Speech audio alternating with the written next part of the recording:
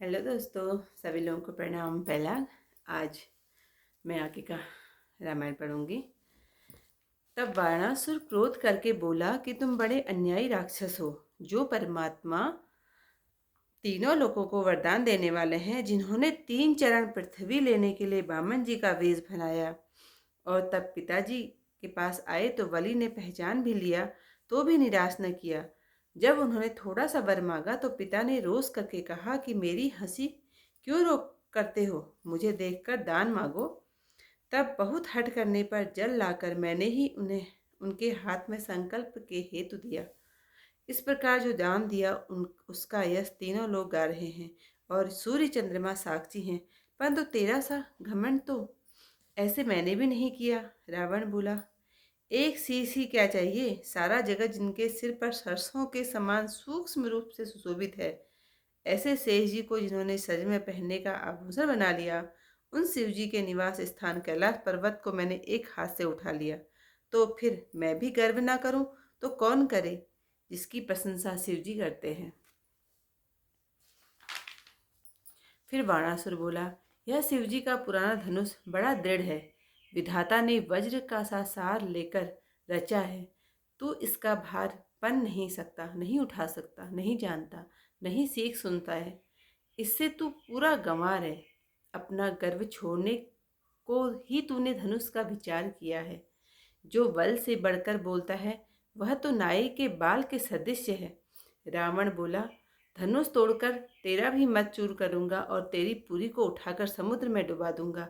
यह कहकर धनुष उठाने लगा, पर न उठा। तब बाणासुर बोला, अरे अभागे, जिसने कैलाश पर्वत हाथ में लिया, वह अब कैसे नाक सिकोड़ता है।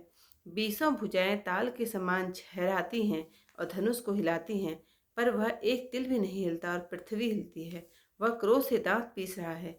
अंत में हमने मन में यह निश्चय कर लिया कि शिवजी किसका मत नहीं तोड़ते। यह कहकर धनुष की प्रक्रिया करके बाणासुर प्रसन्न होकर वहां से चला गया।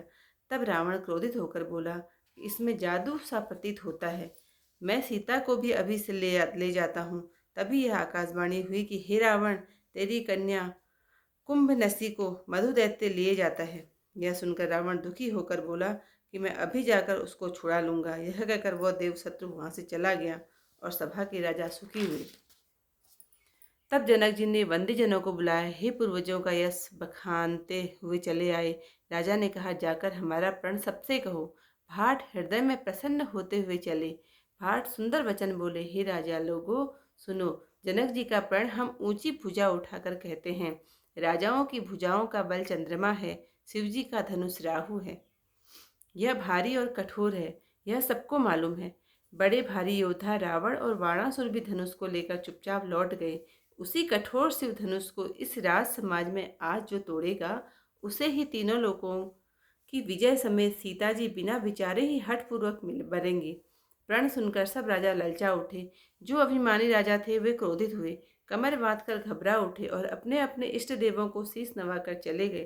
तमक कर शिव धनुष को देखते, पकड़ते और करोड़ों भांति से बल करते, तो भी धनुष नहीं उड़ता। जिन राजाओं के मन में कुछ ज्ञान है, वे धनुष के पास नहीं गए। मूर्ख राजा झुंझला कर धनुष को पकड़ते हैं, जब नहीं उठता तो वे लजा कर चल देते हैं। मानो वीरों की भुजाओं का बल पाकर धनुष अधिक अधिक भारी हो रहा है। तो ये आज का अध्याय मैं यहीं पर समाप्त करती हूँ। अब मैं इसके आगे चौपाइयाँ पढ़ूंगी। जोई भगवान वरदान दाता, तीन लोक तीन पाए, पृथ्वी हेतु वेश बड़ लीनो है। आय तात पास चीन्हो, तापै नानी रासा कीन्हो, दीन्हो दान लीनो, उन्हो पानी रोस भीनो है। भाष्य पी तूली जय मोहि दानी, दान द्रव्य तुल्य होहि, पाणी दोई पालक रे कै तोलि दीनो है। पर्व सर्वरीस जाते, सर्व यस सर्वभास, रैर तैर ऐसे सो गर्व आहो नाही कीनो है। एक ही शीस की कौन धरी, सीकरो जग या सरसो समसो है। तो नहीं शेष के वेश, शरीर में सूक्ष्म कीन्ह आभूषण जो है। सो से उपास कियो जेहि शैल को, सो कौर भयो कर एक ही को है। हो नहीं गर्व करो, करे कौन प्रशंसत जाहि, हरि हर तो है। पीन पिनाक पुरारी को यो वीर वचो विधि रे लेकर वज्र को सारे हैं। या की न जानत तय गुरुता नहीं सीख गन गुन्यो पूरो गंवार हैं। आपनो गर्व गवावन को धनु तोरन को सठ कीनो विचार हैं। जो वड़ के बल ते बल के अवलोकत हैं सो नो नाव को बार हैं। धनुष तोड़ी तोरहु पद तोरूं पूरी उठाए वार रिधि बोरूं। अस कहीं धनुष उठावन लागा उठ्यो न तब कह बाण अभागा। कर सो मैं कर में कई लास लियो अब कैसे के नाक सिकोरत हैं। इतला तालन बीस भुजाए झहराए झके धनु को झक छोरत हैं। तिल एक हले न हले वसुधा रिस पीस के दांतन तोरत हैं। मन में एक यह ठीक भयो हमरे पद मद काकु महेश न मोरत हैं। यह कही धनु पर दक्षिण सकरी के बाणासुर निकस्यो मुद भरी के। तब रावण बोला ऋषि आई जादू या में परत दिखाई। वैसे ही ले जाओ सिया अब वहीं भय आकाशवाणी यह तब ही।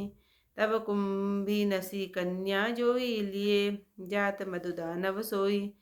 सुनि रावण बोला दुख पाई ताको लाओ अब ही छुड़ाई। अस कहीं तुरग गया असुरा सारी भय सभा के निपति सुखारी।